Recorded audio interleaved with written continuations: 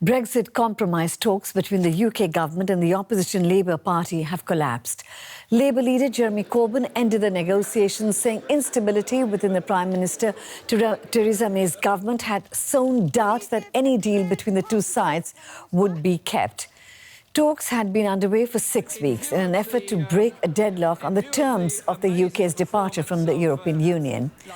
Speaking a short while ago, Britain's Prime Minister suggested it was the opposition that was to blame for the talks collapsing.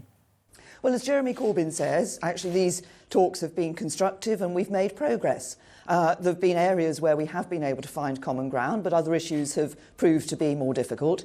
And in particular, we haven't been able to overcome the fact that there isn't a common position in Labour about whether they want to deliver Brexit or hold a second referendum, which could reverse. Let's now go straight to London. I'm joined by DW's Birgit Maas, who's standing by. Birgit, the Labour leader, Jeremy Corbyn, said the talks with the government have gone as far as they can. What did he mean by that? Well, he means that there simply wasn't enough common ground between the two parties. Labour was trying to push through a customs union, so for the UK to stay within the EU customs union, which of course wouldn't mean that they are restricted when it comes to forging their own trade deals. So that's something that many in Theresa May's parties, the Brexiteers, could not really swallow. The other also obstacle is that Theresa May has announced that she is going to go. And of course, from Labour's point of view, they see a government, Jeremy Corbyn has mentioned it, unstable. And anything that Theresa May says now, who knows whether her successor will actually stick to that. And Boris Johnson, the former Foreign Secretary, is somebody that's being mentioned, that's favoured by the Conservative Party base, by the activists. So he is a likely contender for the next Prime Minister. And I think many in the Labour Party are very worried as to who they would get as the next Prime Minister and whether he would stick to anything that they agree now with Theresa May. So a bit of a setback for Theresa May. So what's going to happen next now, Birgit? Well, you have mentioned it, that they are going to vote once more on the original bill, slightly different version, slightly ahead of the original bill that was already voted down 3 times in the UK Parliament. So not very likely that it's going to go on the 4th attempt.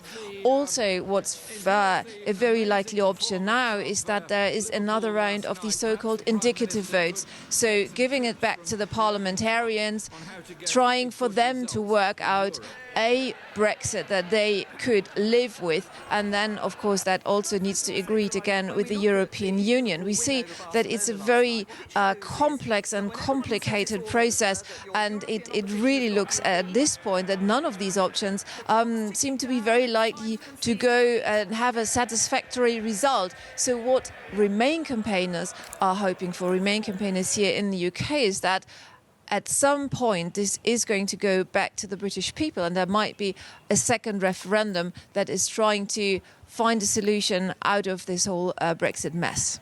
And Birgit, it's got to be asked, I guess, how likely is a second referendum?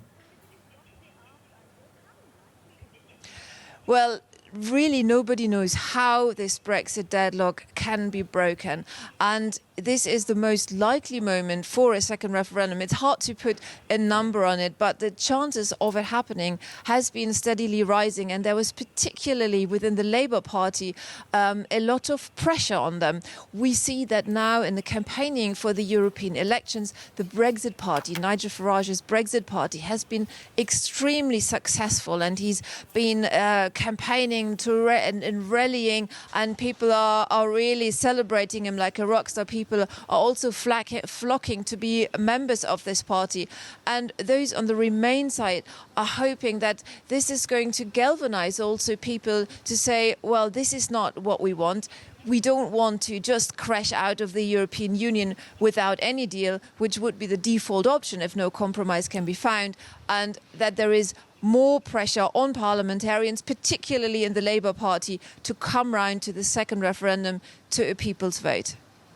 Birgit Maas in London, thank you very much for bringing us up to date from there.